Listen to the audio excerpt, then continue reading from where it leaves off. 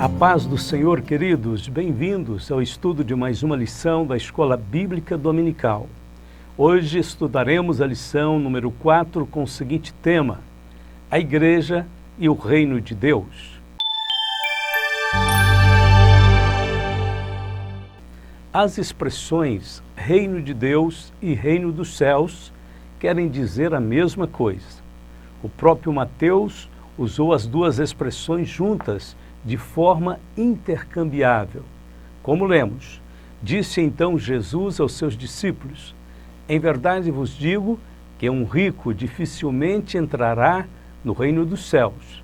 Outra vez vos digo que é mais fácil um camelo passar pelo fundo de uma agulha do que entrar um rico no reino de Deus. Mateus 19, 23 e 24. A expressão reino dos céus aparece 34 vezes no Evangelho de Mateus, enquanto a expressão reino de Deus aparece 5 vezes. Já os outros 3 evangelhos fazem uso frequente da expressão reino de Deus. Uma explicação para isto é que Mateus era um judeu, escrevendo para judeus. Os judeus evitavam mencionar a palavra Deus repetidamente por considerá-la sagrada. Talvez por respeitar essa tradição, Mateus usa a expressão reino dos céus. Mas podemos dizer que as designações reino de Deus, reino dos céus ou simplesmente reino são sinônimas. Elas indicam que Deus tem o governo e o domínio sobre todas as coisas. Conforme lemos, o Senhor tem estabelecido o seu trono nos céus e o seu reino domina sobre tudo. Salmo 103, verso 19. Nesta lição veremos que o reino de Deus tem uma dimensão universal e invisível, bem como uma realidade visível e local. Neste sentido, a igreja é vista como parte deste reino. Os objetivos da lição são 3. Primeiro, relacionar a natureza do reino de Deus com a nação de Israel, bem como o seu propósito com a existência da igreja. 2. Apontar as dimensões do reino de Deus nas realidades presente e futura. E 3. Destacar a igreja como projeto de Deus e expressão de seu reino na plenitude dos tempos. Ponto de número 1. A natureza do reino de Deus.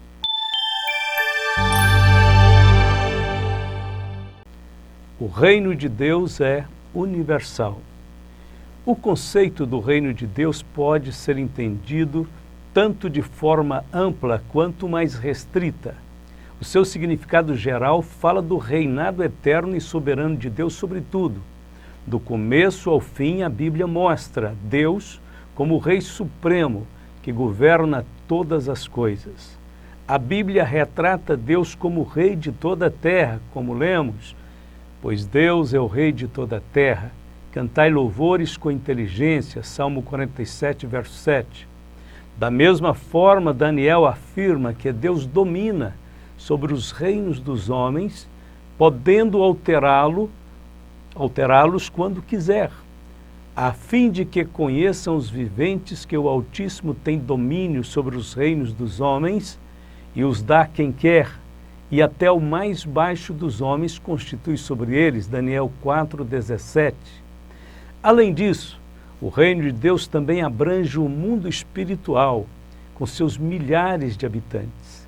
E olhei e vi a voz de muitos anjos ao redor do trono, e dos seres viventes e dos anciãos, e o número deles era miríades de miríades, e milhares de milhares, que com grande voz diziam: digno é o Cordeiro que foi morto de receber o poder, a riqueza, e sabedoria, e força, e honra, e glória, e louvor.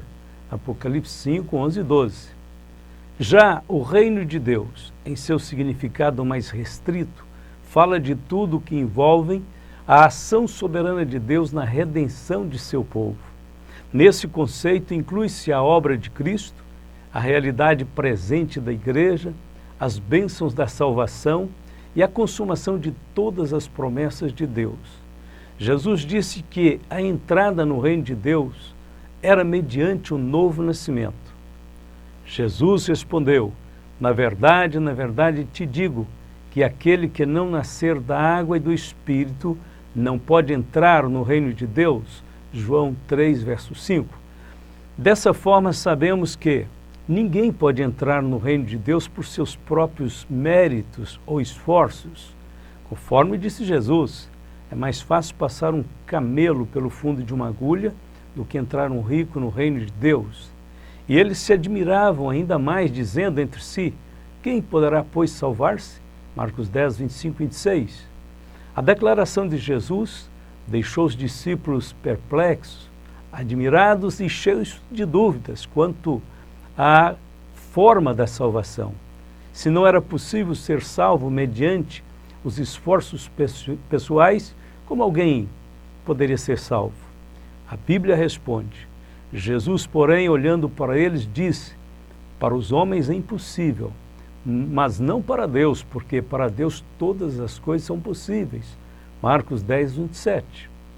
Os discípulos entenderam que havia uma íntima conexão entre a salvação e o reino de Deus. O que eles não sabiam era que a salvação só seria possível mediante a graça de Deus. Dessa doutrina, Paulo se tornaria doutor. Paulo escreve: porque pela graça sois salvos por meio da fé. Isso não vem de vós, é dom de Deus, não vem das obras, para que ninguém se glorie. Aos Efésios 2, 8 e 9. A soberania divina e os acontecimentos do mundo. Apesar de Deus governar todo o universo soberanamente de seu trono, a maioria dos seres humanos ainda se recusam a reconhecer o seu governo. Desde o início da história do mundo, os ímpios têm se levantado em rebelião contra o reino de Deus. Mas isso chegará ao fim um dia. Não obstante todos os fatores contrários, orquestrados tanto pelo homem como por Satanás, o reino de Deus será finalmente estabelecido na terra. Este evento vai acontecer em meio a muita resistência e alterará totalmente a balança do poder entre as nações da terra. Como lemos: porque se amotinam as nações e os povos imaginam coisas vãs? Os reis da terra se levantam e os príncipes juntos se mancomunam contra o Senhor e contra o seu ungido, dizendo: rompamos as suas ataduras e sacudamos de nós as suas cordas. Aquele que habita no céu se rirá, o Senhor zombará deles. Então lhes falará na sua ira e no seu furor os confundirá. Eu, porém, ungi o meu rei sobre o meu santo monte Sião. Salmo 2, de 1 a 6. Nesse tempo, o Senhor Jesus Cristo será rei sobre toda a terra, e as nações terão que obedecê-lo. Eis que vem dias, diz o Senhor, em que levantarei a Davi um renovo justo, sendo rei, reinará e prosperará e praticará o juízo e a justiça na terra. Nos seus dias, Judá será salvo e Israel habitará seguro, e este será o nome com que o nomearão: o Senhor, justiça nossa. Jeremias 23, 5 e 6. O reino de Deus continuará em progresso até alcançar a sua plenitude, porque convém que reine até que haja posto todos os inimigos debaixo de seus pés. Ora, o último inimigo que há de ser aniquilado é a morte. 1 Coríntios 15, 25 e 26. Quando todas as coisas estiverem sujeitas a Deus, o reino terá atingido a sua plenitude. A vontade de Deus será obedecida integralmente. Nesse dia se dará o cumprimento final da oração ensinada por Jesus: venha o teu reino, seja feita a tua vontade, tanto na terra como no céu. Mateus 6, verso 10. O reino de Deus, a nação de Israel e a igreja. O reino de Deus está presente ao longo da história, passando de forma muito especial pela experiência da escolha e eleição de Israel. O compromisso com o reino de Deus foi primeiramente preservado pela linhagem piedosa de Sete, chegando até Noé. Depois, no novo estágio, O reino de Deus foi confiado a Abraão e à sua descendência. Quando Israel foi organizado como nação, Deus estabeleceu o regime teocrático de governo por meio dos seus sacerdotes e profetas, sendo que a figura do rei só foi acrescentada posteriormente. Para preservar o princípio da teocracia, Deus ordenou ao rei que fizesse uma cópia da lei para, por ela, governar o povo. Será também que, quando se assentar sobre o trono do seu reino, então escreverá para si um traslado desta lei num livro, do que está diante dos sacerdotes levitas, e o terá consigo, e nele lerá todos os dias da sua vida, para que aprenda a temer ao Senhor, seu Deus, para guardar todas as palavras desta lei e estes estatutos para fazê-los. Deuteronômio 17, versos 18 e 19. Podemos dizer que a revelação do reino de Deus no Antigo Testamento, então, passava fundamentalmente pelo povo de Israel. As demais nações se mantiveram afastadas das promessas e das alianças e, consequentemente, permaneceram em trevas e em rebelião contra Deus. Deus havia constituído Israel como um reino sacerdotal para, por meio dele, abençoar as demais nações. O reino de Deus, no entanto, não haveria de ficar restrito apenas ao povo de Israel. Aquele era somente um estágio temporário que daria lugar a um estágio final e superior. Davi cantou e profetizou sobre a expansão do reino de Deus entre os povos da terra. Cantai ao Senhor em toda a terra, anunciai de dia em dia a sua salvação. Contai entre as nações a sua glória, entre todos os povos as suas maravilhas. Porque grande é o Senhor, e muito digno de ser louvado, e mais tremendo é do que todos os deuses. Porque todos os deuses das nações são vaidades, porém o Senhor fez os céus. Majestade e esplendor adiante dele, força e alegria no seu lugar. Dai ao Senhor, ó famílias das nações, dai ao Senhor glória e força. 1 Crônicas, capítulo 16, versos 23 a 28.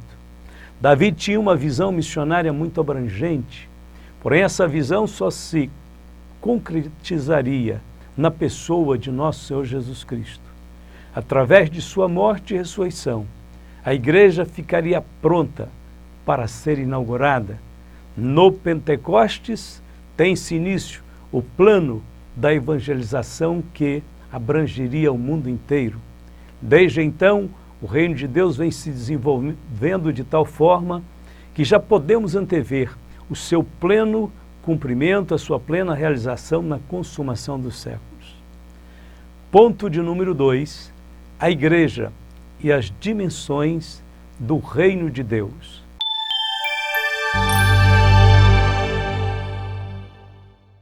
O reino de Deus como realidade presente. Desde então começou Jesus a pregar e a dizer: arrependei-vos, porque é chegado o reino dos céus. Mateus 4,17. Jesus inaugurou uma nova fase do reino de Deus. O anúncio que fez sobre a chegada do reino dizia respeito a uma manifestação de poder até então desconhecida. Isso fez o inferno e os demônios estremecerem. Jesus não era apenas mais um profeta ou sacerdote, era o próprio Filho. Ele introduziu algo novo na guerra espiritual. Confrontou o mundo espiritual da maldade abertamente, expulsando demônios, curando enfermos e libertando os encarcerados do pecado. Ele foi ungido para derrotar Satanás. Como Deus ungiu a Jesus de Nazaré com o Espírito Santo e com virtude, o qual andou fazendo o bem e curando a todos os oprimidos do diabo, porque Deus era com ele. Atos 10, 38. Jesus não apenas dominou o mundo espiritual dos seus dias, como também outorgou a mesma autoridade aos seus discípulos. E chamando os seus discípulos, seus 12 discípulos, deu-lhes poder sobre os espíritos imundos, para os expulsarem e para curarem toda enfermidade e todo mal. Mateus 10, verso 1. Eis que vos dou poder para pisar serpentes e escorpiões e toda a força do inimigo, e nada vos fará dano algum. Lucas 10, 19. Logo que Jesus começou o seu ministério, ele lançou-se à ofensiva. Antes de anunciar sua missão na sinagoga de Nazaré, antes de convocar os seus 12 apóstolos, antes de pregar o Sermão do Monte, antes de multiplicar pães, antes de ressuscitar a Lázaro, ele foi ao encontro de Satanás. Ele sabia que deveria ocupar-se primeiramente com aquele confronto espiritual, até então nunca feito. Até aquele momento, Satanás havia desfrutado de um poder muito amplo neste mundo e achava que tinha um domínio sobre todos os reinos do mundo. Não existia nada igual em todo o Antigo Testamento. Então, foi conduzido Jesus pelo Espírito ao deserto para ser tentado pelo diabo. Mateus 4:1. Este era o mais elevado nível de guerra espiritual. O lugar escolhido por Jesus também é muito significativo. Deserto, no grego éremos, significa um lugar de perigo mortífero, de poderes demoníacos. Ou seja, Jesus foi até o território de Satanás e o enfrentou. Não somente no deserto da Judeia, mas em todo o planeta Terra existe um grande deserto, um território de Satanás, dominado pelo mal. A Bíblia diz, nós sabemos que somos filhos de Deus e que o resto do mundo todo ao nosso redor está sob o poder e o domínio de Satanás. 1 João 5,19. Quando olhamos os títulos empregados a Satanás, podemos ver que eles indicam que ele tinha realmente um determinado poder sobre este planeta. Primeiro, ele é chamado o príncipe deste mundo, João 12,31. O Deus deste século, segundo aos Coríntios 4,4. O príncipe da potestade do ar, Efésios 2,2. Satanás compreendeu claramente que o propósito da vinda de Jesus ao mundo era o de derrotá-lo. E o primeiro confronto espiritual, então, determinaria todos os outros confrontos que se seguiriam desde então. Não há qualquer dúvida quanto ao resultado. Satanás foi derrotado no deserto. Seu poder nunca foi e nunca será páreo para o poder de Jesus. O resultado da primeira batalha limpou espiritualmente o caminho para tudo quanto Jesus haveria de realizar nos próximos 3 anos e meio de seu ministério terreno, incluindo a sua morte e sua ressurreição. Jesus não somente invadiu o território de Satanás, como também o amarrou, tirando suas armas e repartindo os seus despojos. Mas se eu expulso os demônios pelo dedo de Deus, certamente a vós é chegado o reino de Deus. Quando o valente guarda armado a sua casa, em segurança está tudo quanto tem. Mas, sobrevindo outro mais valente do que ele, e vencendo-o, tira-lhe toda a armadura em que confiava e reparte os seus despojos. Lucas 11, 20-22. Jesus venceu Satanás no deserto, venceu em seu ministério terreno e o derrotou terminantemente na cruz. Despojando os principados e potestades, os expôs publicamente e deles triunfou em si mesmo. Colossenses 2,15. Onde está o reino de Deus? Interrogado pelos fariseus sobre quando havia de vir o reino de Deus, respondeu-lhes e disse: o reino de Deus não vem com aparência exterior, nem dirão, ei-lo aqui ou ei-lo ali, porque eis que o reino de Deus está entre vós. E disse aos discípulos: dias virão em que desejareis ver um dos dias do Filho do Homem, e não o vereis.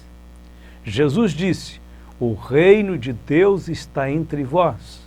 Jesus era Emmanuel, Deus conosco. Ele era Deus entre os homens. O seu ministério estava repleto de milagres. Ele era a própria manifestação do reino de Deus. Em outras palavras, toda vez que as pessoas eram curadas, salvas, libertadas do poder do maligno, o reino de Deus se achava em plena ação. O reino de Deus como realidade futura. A dimensão futura do reino de Deus também é chamada de dimensão escatológica ou reino vindouro. Os profetas do Antigo Testamento falaram mais do reino vindouro do que do reino presente. Todos os que atendem o apelo do Evangelho para o arrependimento e para a fé em Jesus Cristo entram no reino presente e, do reino presente, caminham para o reino vindouro. Podemos considerar que o reino presente permanecerá entre nós durante toda a era da Igreja. Aqueles, porém, que negligenciarem esta tão grande salvação de Cristo, rejeitando o chamado do Evangelho, serão deixados de fora do reino presente e do reino vindouro, como lemos: não erreis, nem os devassos, nem os idólatras, nem os adúlteros, nem os afeminados, nem os sodomitas, nem os ladrões, nem os avarentos, nem os bêbados, nem os maldizentes, nem os roubadores herdarão o reino de Deus. 1 Coríntios 6:10. A vinda de Cristo em glória e o estabelecimento do seu reinado por 1000 anos na terra fazem parte da dimensão futura do reino de Deus. E tocou o 7º anjo a trombeta, e houve no céu grandes vozes que diziam: os reinos do mundo vieram a ser de nosso Senhor e do seu Cristo, e ele reinará para todo sempre. Apocalipse 11:15. Um dos propósitos do reino de Cristo por 1000 anos será o cumprimento de todas as promessas de Deus para os judeus. Na era do reino, Israel confiará no Senhor e obedecerá a sua palavra. Adorará em seu templo, da forma como deve, e agradará ao Senhor, que governará desde o trono de Davi. A terra será como o jardim do Éden. Ezequiel 36:35. As promessas feitas a Abraão se cumprirão e seus descendentes possuirão e desfrutarão sua terra. A lei de Moisés será obedecida de coração e o Senhor será adorado e glorificado. O Messias, rejeitado por Israel em sua primeira vinda, será recebido, honrado e reinará sobre ele. Deus cumprirá todas as promessas a Israel. E me disse: filho do homem, este é o lugar do meu trono e o lugar das plantas dos meus pés, onde habitarei no meio dos filhos de Israel para sempre. E os da casa de Israel não contaminarão mais o meu nome santo. Ezequiel 43, verso 7. Ponto de número 3. A igreja no contexto do reino de Deus.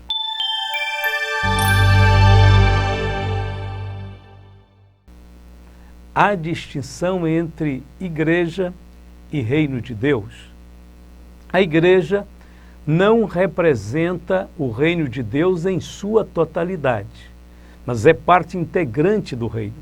A razão disso é que a igreja é menor do que o reino. Mesmo antes que a igreja fosse revelada, o reino de Deus já estava presente no mundo.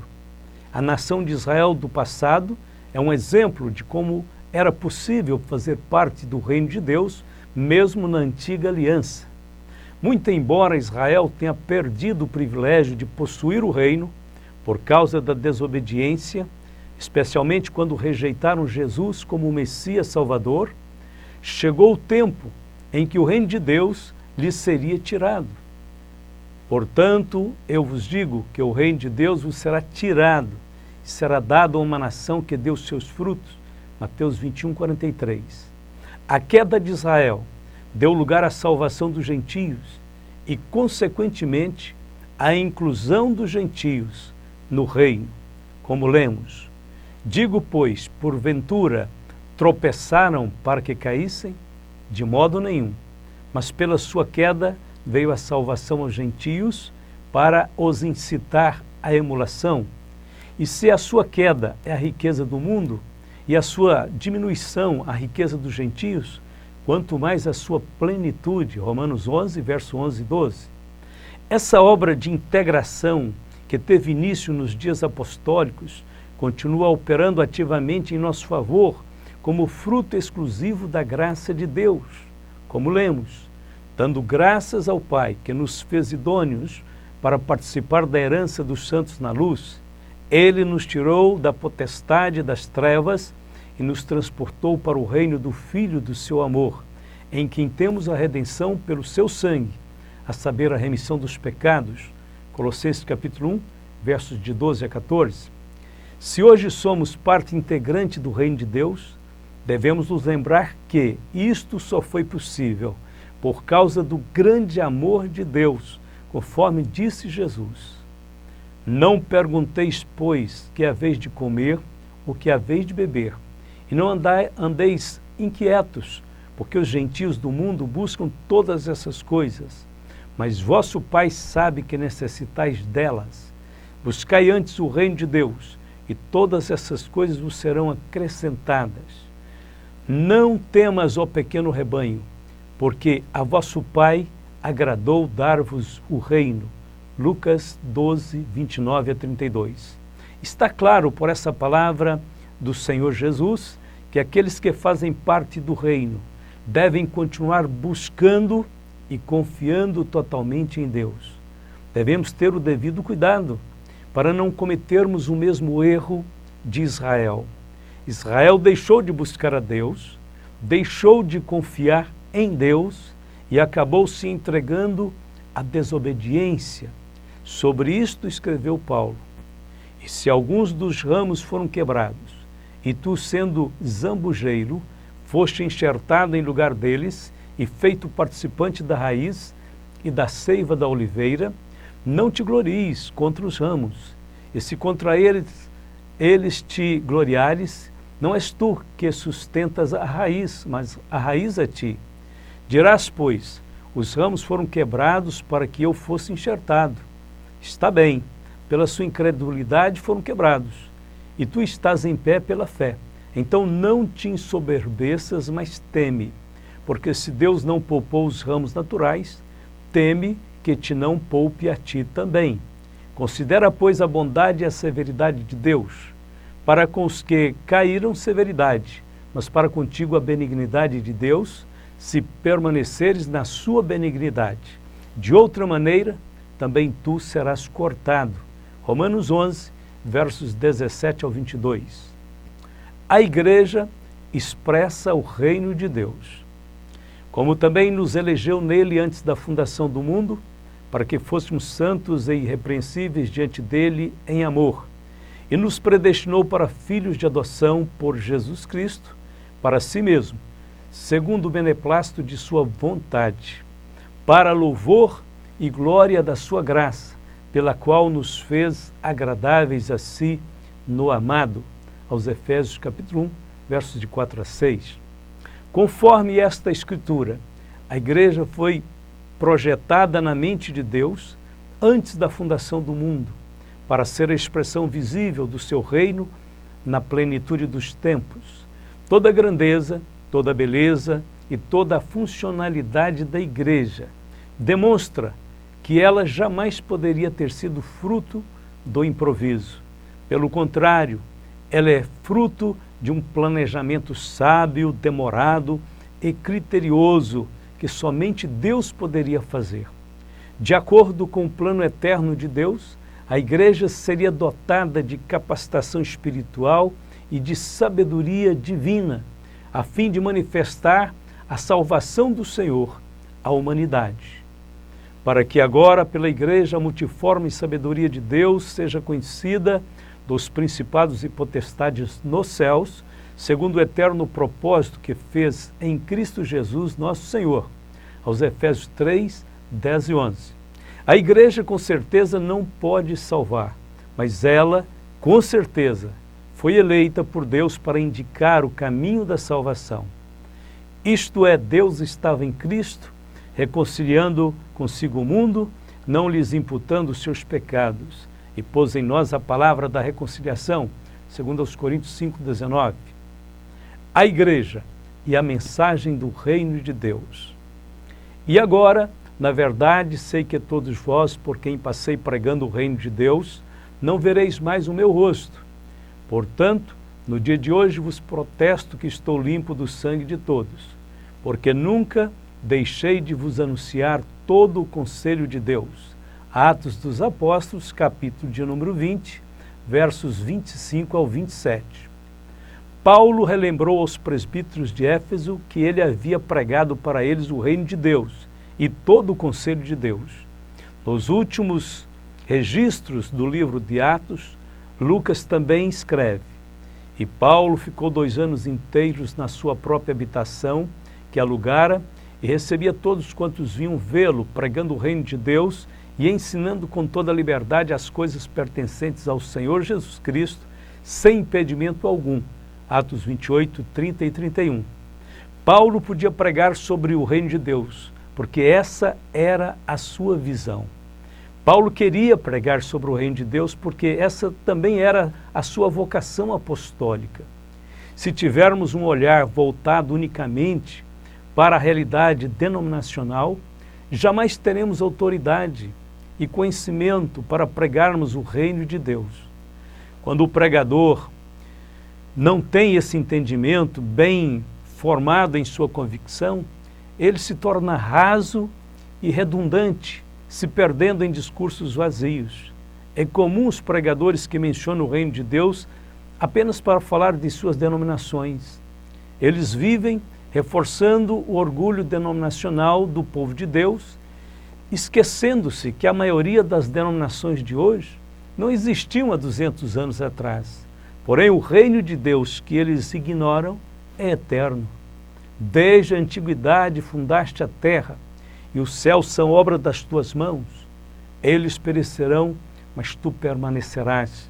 Todos eles, como uma veste, envelhecerão. Como roupa, os mudarás e ficarão mudados. Mas tu és o mesmo, e os teus anos nunca terão fim. Salmo 102, versos 25 a 27. É um dever sagrado pregar o reino de Deus sem as estampas denominacionais. Vamos, portanto, para a conclusão desta lição.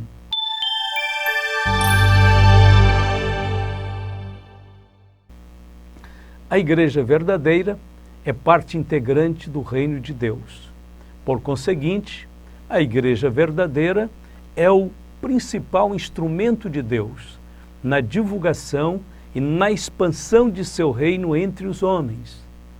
Jesus usou parábolas, metáforas, declarações diretas e vários outros recursos de linguagem para chamar a atenção de seus ouvintes quanto à urgente necessidade de uma escolha individual em relação ao reino de Deus.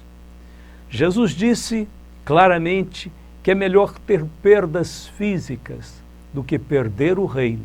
Ele disse: e se o teu olho te escandalizar, lança-o fora. Melhor é para ti entrares no reino de Deus com um só olho, do que tendo 2 olhos, ser lançado no fogo do inferno, onde o seu bicho não morre e o fogo nunca se apaga. Marcos 9, 47 e 48.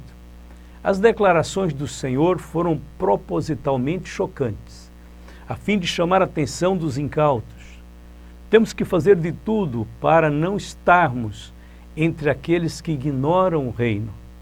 Tudo o que está acontecendo hoje no planeta Terra tem a ver com Cristo e com a implantação do reino de Deus, conforme lemos. E quando todas as coisas já estiverem sujeitas, então também o mesmo Filho se sujeitará àquele que todas as coisas lhe sujeitou, para que Deus seja tudo em todos. 1 Coríntios 15, 28. O que você está fazendo, o que nós estamos fazendo para que o reino de Deus chegue em sua plenitude?